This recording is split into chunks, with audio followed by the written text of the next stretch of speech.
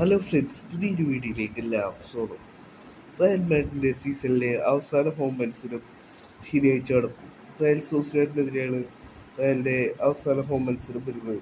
ഈ ഒരു മത്സരം റയൽ മാഡ്രിഡിനെ സംബന്ധിച്ചിടത്തോളം വളരെ ഇമ്പോർട്ടൻ്റ് ആയ ഒരു മത്സരമാണ്.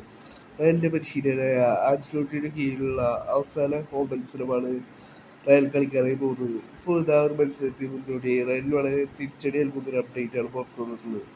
റയൽ മാഡ്രിഡ് താരമായ ഹെൻറിക്ക് ഈ ഒരു മത്സരം മിസ് ചെയ്യുമെന്നാണ് ഇപ്പോൾ ന്യൂസ് പുറത്തു വന്നിട്ടുള്ളത്. ഹെൻറിക്കിന് ഹാംസ്ട്രിങ് ഇഞ്ചുറിയാണ്. ഹെൻറിക്ക് 2 മാസത്തോളം കളിക്കളത്തിൽ നിന്നും വിട്ടുനിൽക്കുക എന്നാണ് ഇപ്പോൾ ന്യൂസ് പുറത്തു വന്നിട്ടുള്ളത്.